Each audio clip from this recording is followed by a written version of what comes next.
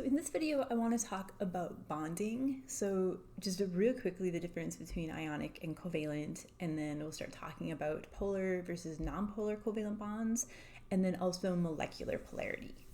So real quickly, we should put chemical there, kind of our different types of chemical bonds. So if you remember back to your chemistry past, we have ionic bonds,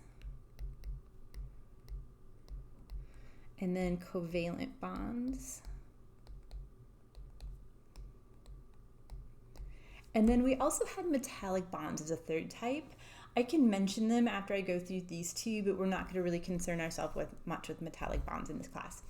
So ionic bonds, remember, these are the ones where I have a transfer of electrons. So one of the atoms in the bond is losing electrons, becomes positively charged. The other one gains those electrons, becomes negatively charged, and then those oppositely charged ions are being attracted to each other. Remember, an ion is a charged atom. Ion, charged atom. In a covalent bond, those are just the opposite, right? The two atoms in the bond are actually sharing electrons. And you probably learned the difference kind of between the two, how to tell if I give you a set of atoms that have a chemical bond between them, is that ionic bonds are typically between metals and nonmetals, and then covalent bonds are typically between a nonmetal and another nonmetal. And well, as long as you put the word typically in there, that's true. That's not actually the defining characteristic. What it really has to do with is the electronegativity difference. So I am going to come back and add some stuff, so I'm going to leave a little bit of space here. So if you're taking notes, just leave a little space, and then we'll come back up. So electronegativity.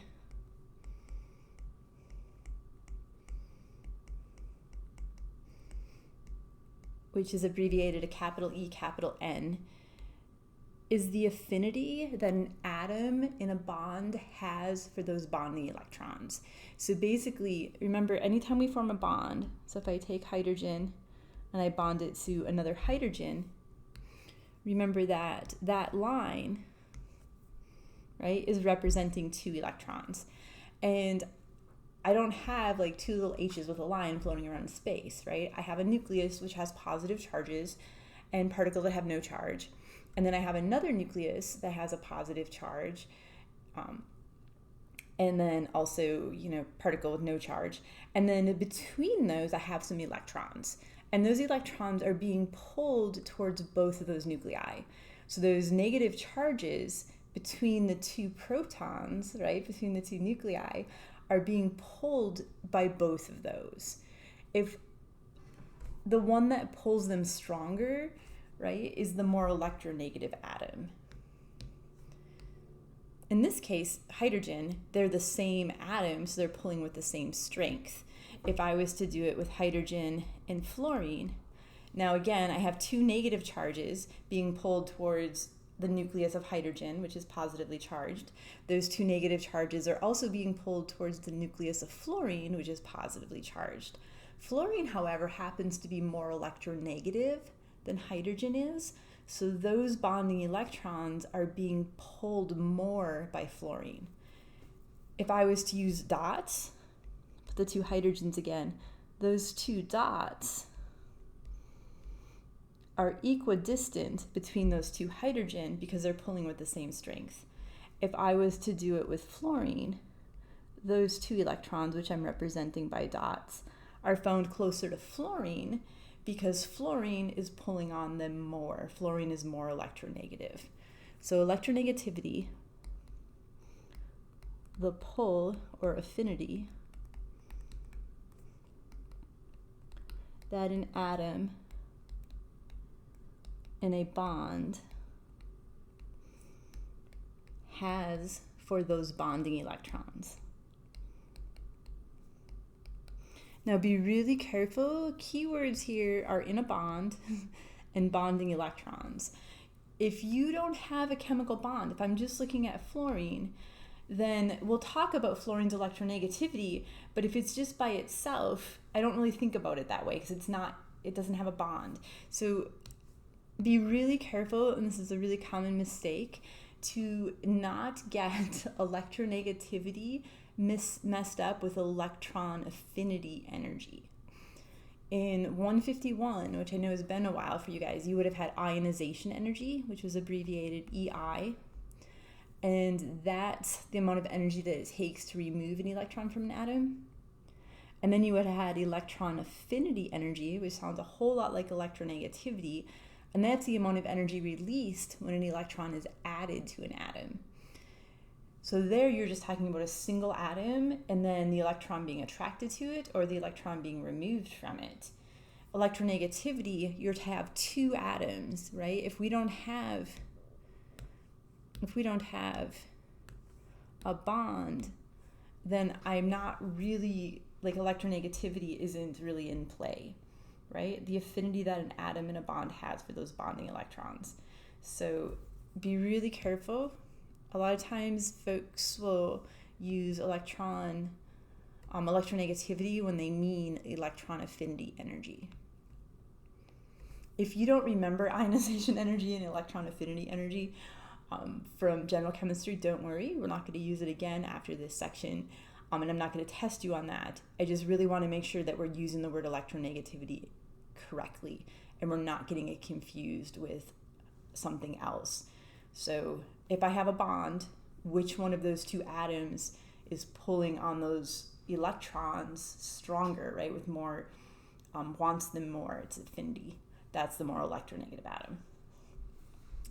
So different atoms have different values for electronegativity. And if we go back up to covalent versus ionic bonds are going to be bonds where the electronegativity difference between the two atoms is big, right? If one atom really, really wants those electrons more than the other, it's actually going to take them. The other one's going to have lost them. I have oppositely charged ions. I have an ionic bond. In a covalent bond, they're still shared. They don't have to be shared equally. One can be pulling on them more, but it hasn't pulled on them enough to rip them away from the other atom.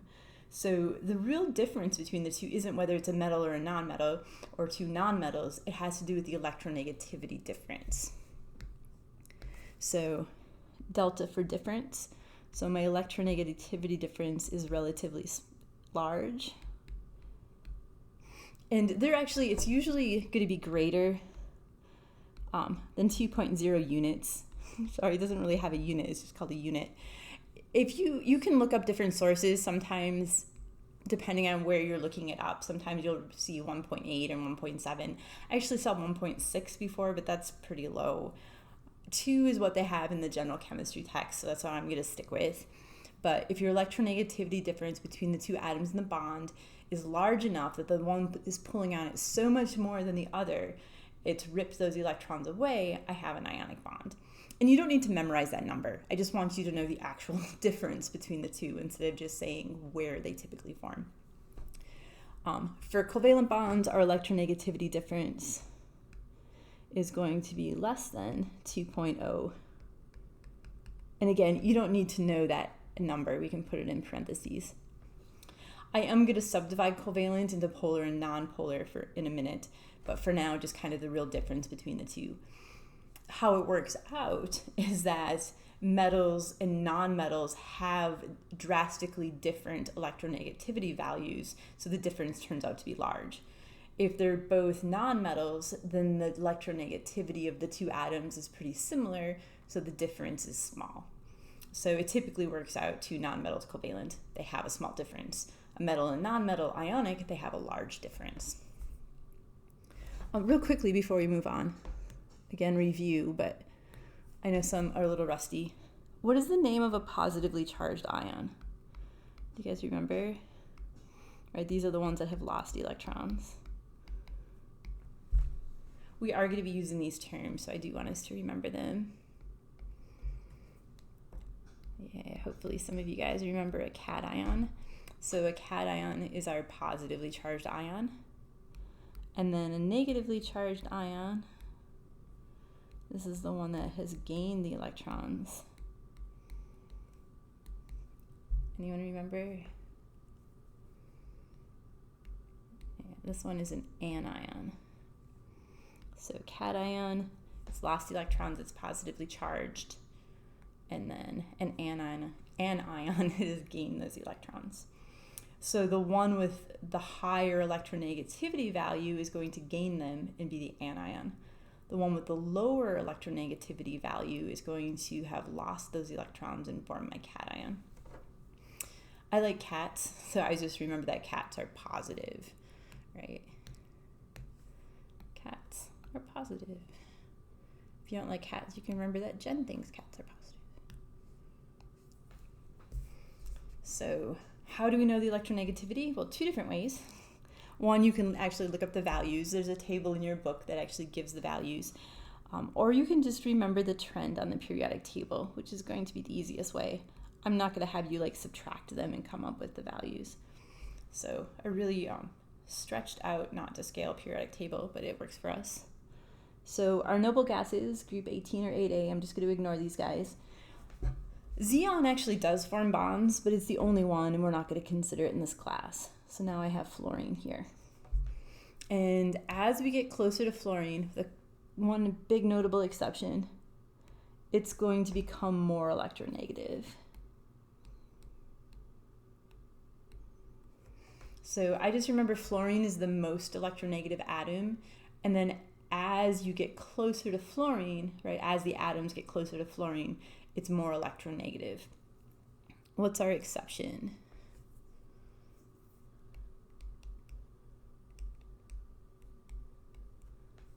Yeah, hydrogen. Hydrogen's always a good guess. If I say what's an exception, you can usually guess hydrogen. Hydrogen is over here, which means you would think that it's pretty not very electronegative. As far as the trend on the table goes, we're going to have to move it. And hydrogen has the same electronegativity as phosphorus.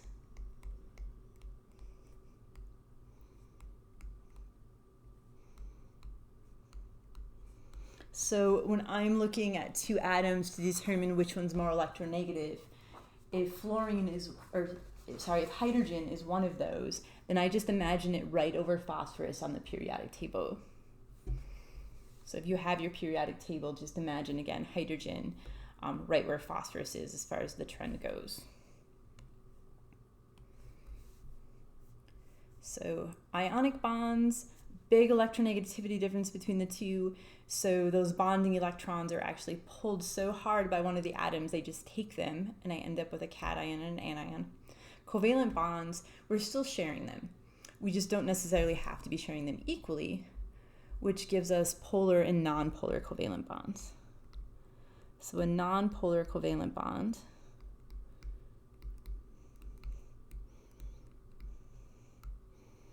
the bonding electrons are shared equally. And I'm going to put equally in quotes because it's either completely equal or it's really close to equal and we call it equal. So they are shared equally. Usually that electronegativity difference is going to be less than 0.5 units. And again, you don't have to remember that. I'm just putting it out there for reference. So it would be 0 if they're shared equally, right? If it's 0.5, there is a little bit of a difference, so it is a little unequal, but it's close enough, so we say equal. Polar covalent bonds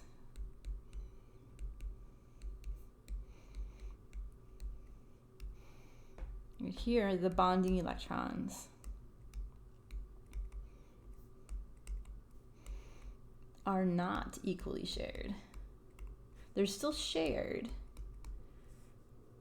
because it's still covalent, right? If they weren't shared, it would be ionic. So we're still sharing them. It's just that one of the two atoms in the bond has a greater share. That's if we go back and look at that HF example up here, this would be that example, right? This one, the two hydrogens, that would be nonpolar. Those electrons are found equidistant between the two nuclei. So the question then is, how do we know whether our bond is going to be polar or nonpolar? if we're not going to memorize those numbers, well, we're just going to remember some that are nonpolar, and then the rest are going to be polar if they're covalent, right? We could use those electronegativity difference numbers, right? We could look them up on the table and subtract them to see what the range is. Is it less than 0.5, nonpolar?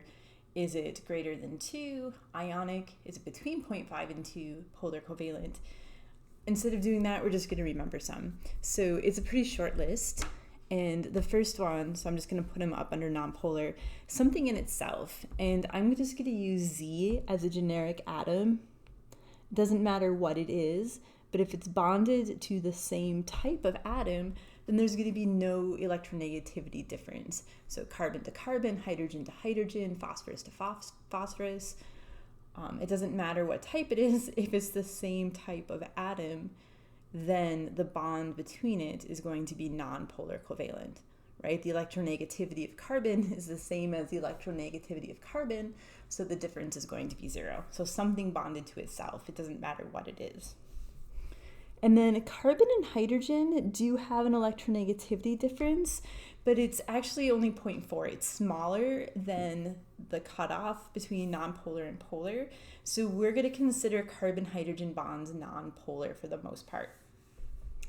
And then because phosphorus and hydrogen have the same electronegativity, phosphorus and hydrogen are also going to be considered nonpolar covalent. And then by association, if carbon and hydrogen are nonpolar and phosphorus and hydrogen are nonpolar, then carbon and phosphorus are also going to be nonpolar. And there are others, but these are just the ones that I want you to remember. So if I give you any of those types of bonds, nonpolar covalent. Any other covalent bond that I give you is going to be polar unless I tell you otherwise. So just assume if it's not one of those ones I just put the box around, right? Not one of these guys up here, it's going to be a polar covalent bond unless I say differently. So the way that we're going to designate polar covalent bonds is we're going to use what's called delta notation. And you would have learned these probably in 130 if you had 130, and then also 150, 151.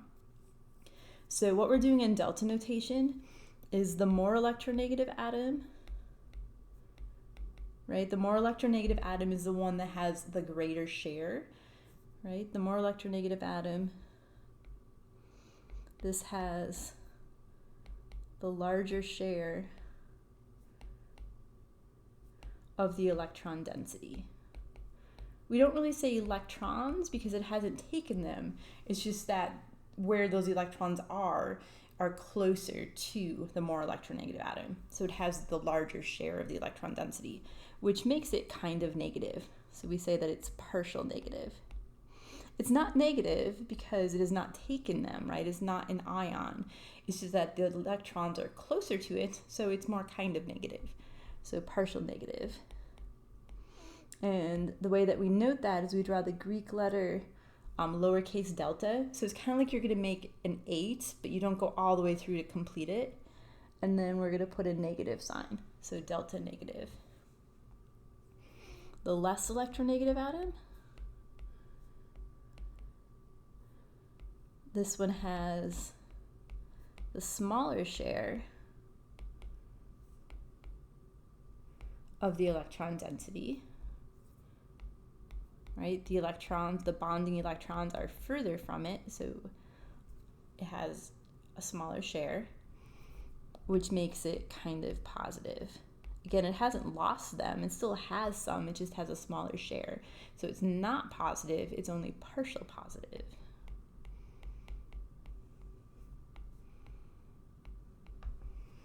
So delta again with a positive sign. And then the other piece of delta notation is you're always going to add an arrow. And the arrow is going to go from the partial positive to the partial negative.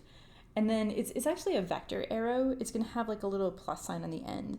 So the easiest way is to just do an example. So we'll just do hydrogen and fluorine for our first one because we've already talked about that one. So if I said label polar covalent bonds using delta notation, this is what I'm looking for. So fluorine is my partial negative one. It's the more electronegative atom. how we know it's more electronegative is we're just looking at this trend on our periodic table, right? We're going back up to this.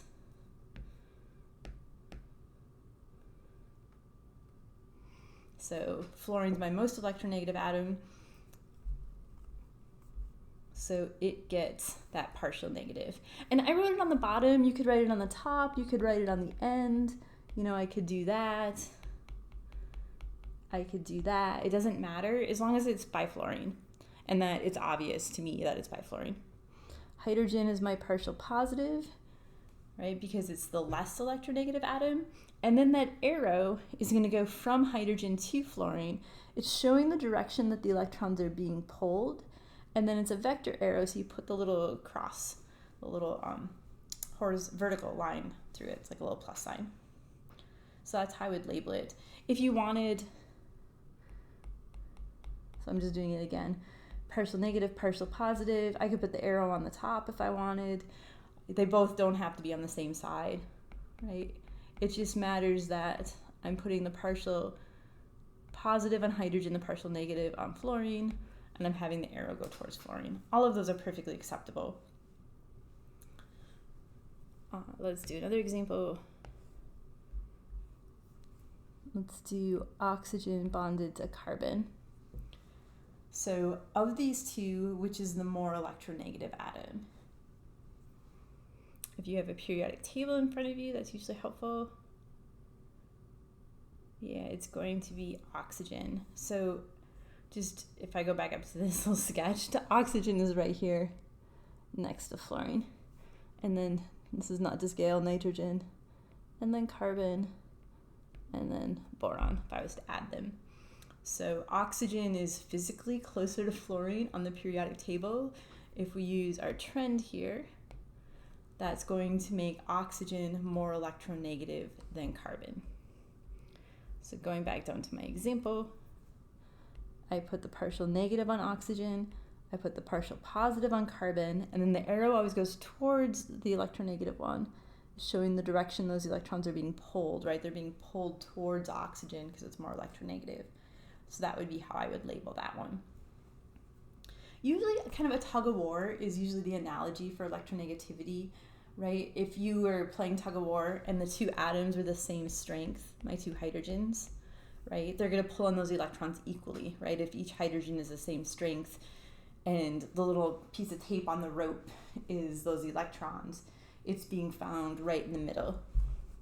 If I was playing tug of war with these guys, oxygen is stronger than carbon is, so that little piece of tape on the rope is closer to oxygen, right? Oxygen's winning. It hasn't won yet, right? The rope is still firmly in carbon's hands. It's just the center of that rope is closer to oxygen. And if I was to do a bond between sodium and chlorine, right? Chlorine is so much more electronegative than sodium is that it is actually just ripped those electrons right out of sodium's hand. And now instead of having partial charges, I actually have full charges, right? It's not just kind of negative anymore, chlorine, it's actually negative because it's won that tug of war. So we can extend the concept of polarity to molecules. So molecules can also be polar or nonpolar. So molecular polarity.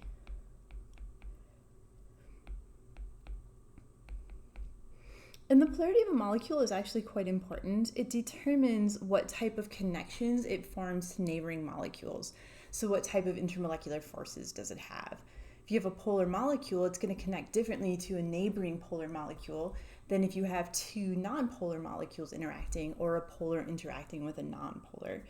So it's important to be able to look at a molecule and somewhat quickly determine, is it polar or not? So kind of our steps for doing this. One, you need to be able to draw the Lewis structure.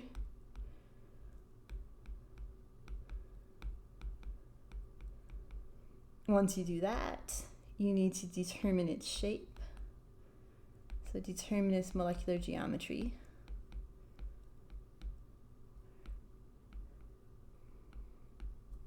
Number 3, we're going to assign bond dipoles. Dipoles, I don't know that I've used that yet in this video. I just want to come back and define that. So assign bond dipoles, if any. And then 4, do the bond dipoles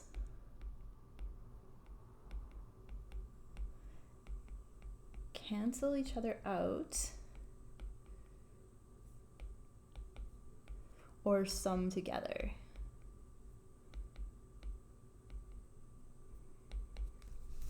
So it's kind of a pretty comprehensive step of, sorry, I'm fumbling here, things that you need to do, right? You need to be able to do the Lewis structure. What is its shape? Because the shape is important. Assign bond dipoles, if any, and that's to the shape when considering the geometry, not from the Lewis structure, because you can get the wrong answer if you do it when you're not considering the geometry. So the geometry is the important part. What does it actually look like in three-dimensional space, right? And the only reason we're doing the Lewis structure is to see what's connected to what, but then we want to know how are they connected. Is it planar, is it tetrahedral, that sort of thing. Assign bond dipoles. A dipole is just a polar bond. So it's just another word for polar bond.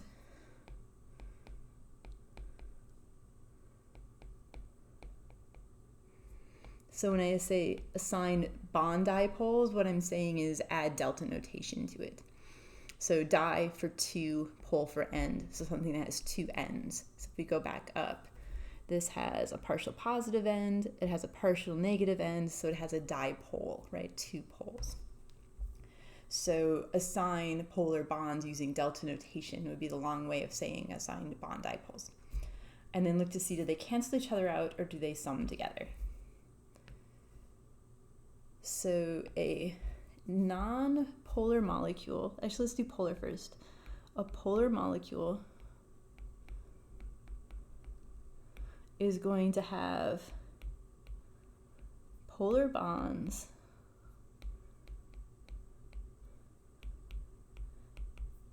that sum together. A non-polar molecule,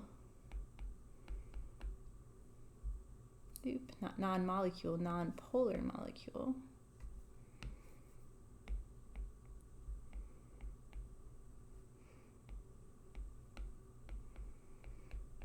you can get this 2 different ways. 1, all bonds are non-polar.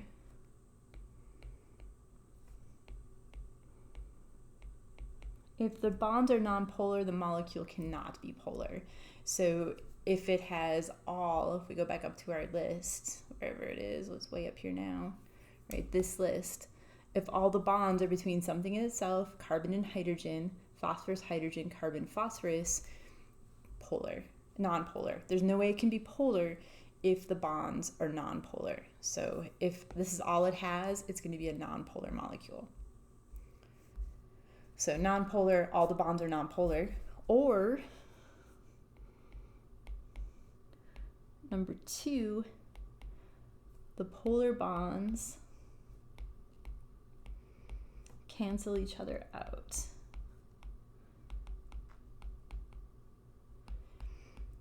And if you go on and take, if you're a chemistry major, at some point you'll probably end up taking physical chemistry. And these are actually vector quantities. So you actually do vector addition. You look at the bond angles and you actually do the math. And if you come up with 0 as your answer when you do the vector addition, it's nonpolar.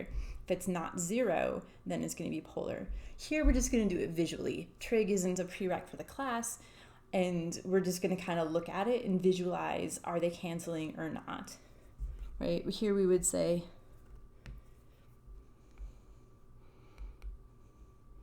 the dipole moment, some fancy words here, isn't 0. Here, the dipole moment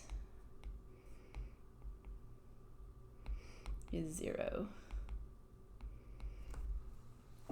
So dipole moment just means when you do the math, is it polar or not? So if it's not polar, when you add them together, we get 0. If it's polar, it's not 0. So it has a non-zero dipole moment. So examples, because if this isn't at all familiar with you, you're probably thoroughly confused by now. So let's just go through some. So I'm going to kind of compare and contrast a few of these. So we're just going to start all with ones that have the same shape. So CH4, I'm going to do let's actually do 3. It might be easier to start. CH3F, and then CF4. So all of these are tetrahedral. All of them have carbon in the middle bonded to 4 things. And the first one, those 4 things are all hydrogen. And the second one is 3 hydrogens and a fluorine. And the last one, they're all fluorine. But they all have the same shape. So I'm going to go ahead and draw those. So I have carbon up to a hydrogen. And then remember, these wedges are coming out at us. And then that dash means it's going back. This one, I'm going to put the fluorine on top. You could put it in any of the spots, but I'm going to put it in top.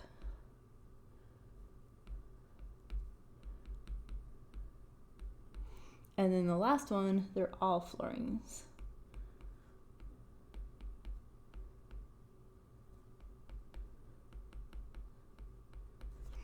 So I skipped from the Lewis structure right to my Vesper shape. And I'm going to try this, draw this one a little bit neater.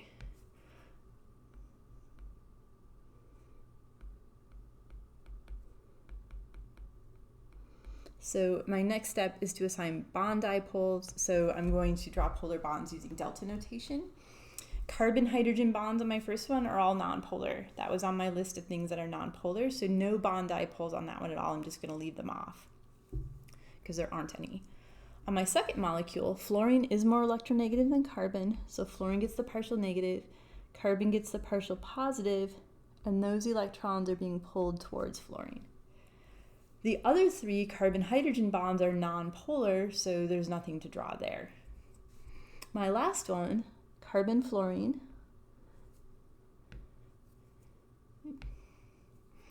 fluorine is more electronegative, so I have a bond dipole going this direction. Fluorine is more electronegative, so one going in this direction, more negative, and then one more. So all 4 of those bonds are polar bonds. So that was step 3, assign bond dipoles when considering the geometry, right? We didn't want to do it when it was flat. And I can give us an example after this one where you would actually get the wrong answer if you do it from the Lewis structure. The next thing is I just want to look at them and say, okay, now is my molecule polar or not? So the first one's easy, right? Oop, I didn't want an eraser, sorry guys. If all the bonds are nonpolar, it's going to be nonpolar. So this first one, nonpolar.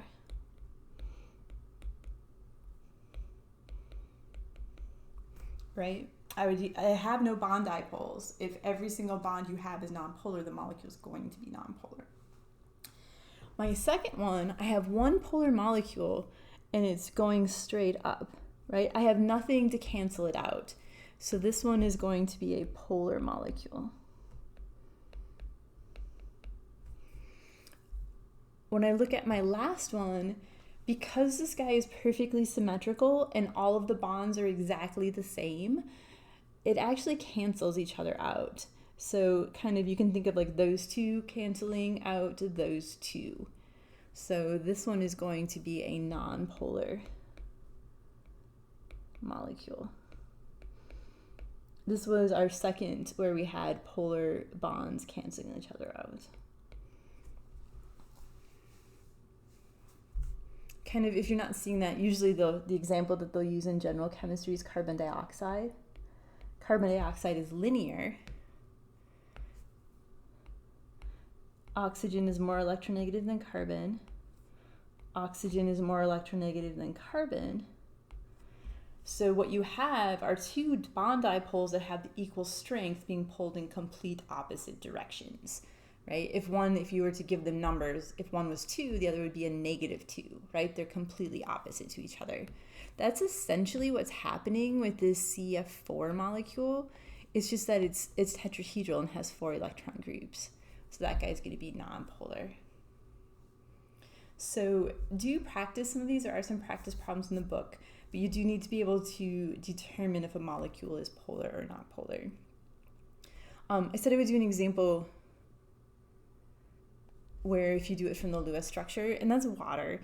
Not that everyone draws the Lewis structure this way, but I would say most people, when they draw the Lewis structure for water, they're going to draw this. If I then go and draw the Vesper shape, this has 4 electron groups, so it's going to be that basic tetrahedral structure again. Remember, anytime I have 4 groups, it's going to be that basic structure. 2 of the places are going to be bonds, 2 are going to be lone pairs. So if I was, we'll put the ones in the plane as the hydrogens. And then my lone pairs, let's make that not so messy. My lone pairs would be coming in and out. I'm just going to leave them off for clarity. But now if I go and assign bond dipoles, oxygen's more electronegative than hydrogen. So this is going this direction. This one's going this direction.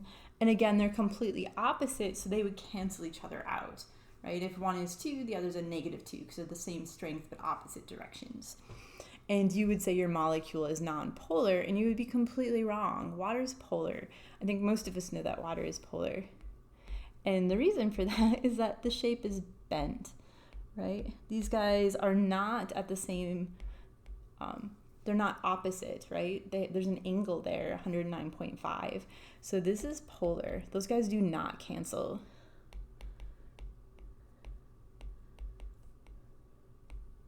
Right? When I say they do not cancel, the bond dipoles do not cancel. If you were to do this one, if this was the correct structure, if it was linear, it's like the carbon dioxide example, they would cancel. But this is not the shape of water. Water is not linear. So you would be determining whether or not the bond dipoles cancel correctly, right? You would be doing step 4 correct. You'd say, yeah, they cancel. But the problem is you didn't do step 2, right?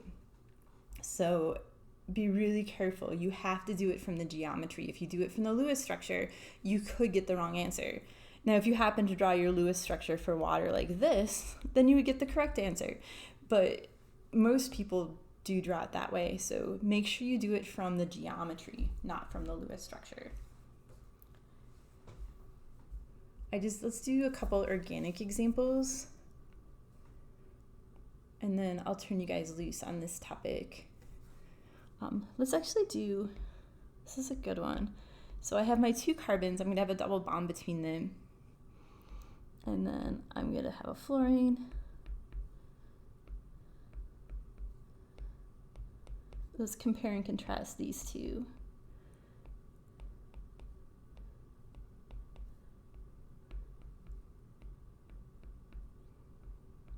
That's hydrogen. So each of those carbons, right, in all of these molecules, I'm going to erase this in a minute, but they have 3 electron groups, right?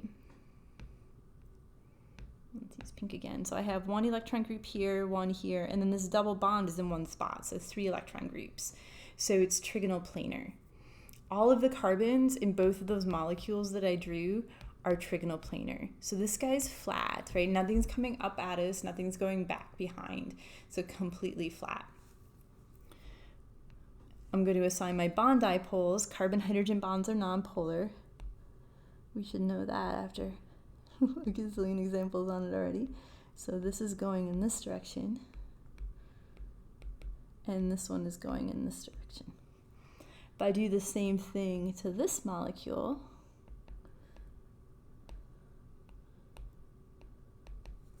let's actually move that to the other side so it's not so messy. I just want you to be able to see it good. So this one, and then I guess because of where my delta is, it's still messy. So what do you guys think about these 2 as far as polarity goes? Right, I got this bond dipole going in that direction, this one going in that direction. here, those ones. So what are your thoughts in terms of, are they polar or non-polar? The second one might be the easier one. The second one is definitely polar, right? We could do a net dipole going straight up. This second one, or the first one, because this one is going in this direction, and if it wasn't flat like this, they wouldn't necessarily cancel. But because it's planar, those two are going to cancel each other out. It's going to have a bond, a dipole moment of 0. So this one is going to be nonpolar.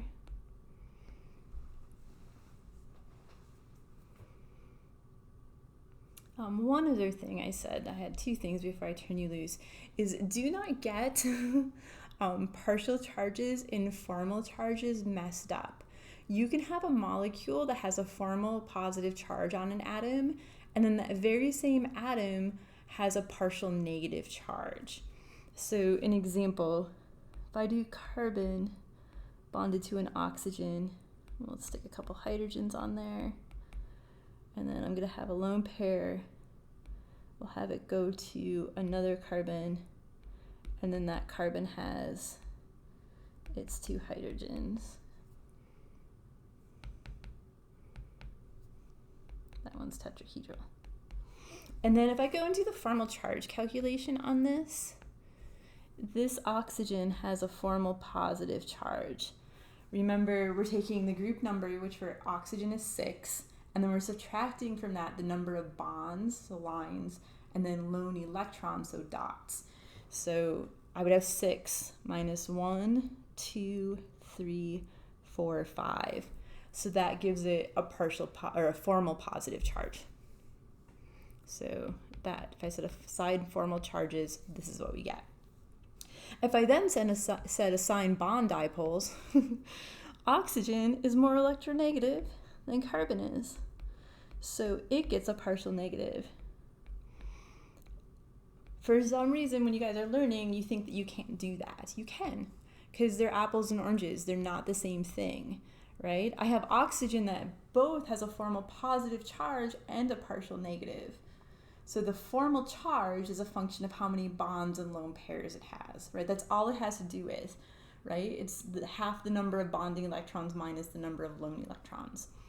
Partial charges have to do with the electronegativity difference between carbon and oxygen. So you can have something that has bonds and lone electrons that add up to a positive charge when you subtract it from the group number, but still have it be more electronegative than its neighboring atom. So be really careful. That's totally acceptable. But a lot of times I'll have a positive charge on something and I say some bond dipoles, and no one, like, people hesitate. They don't want to write that negative, partial negative on there. You can, right? They're again, apples and oranges. One is a function of the number of bonds and lone pairs it has. The other is a function of the electronegativity difference between it and the atom it is bonded to. So totally cool.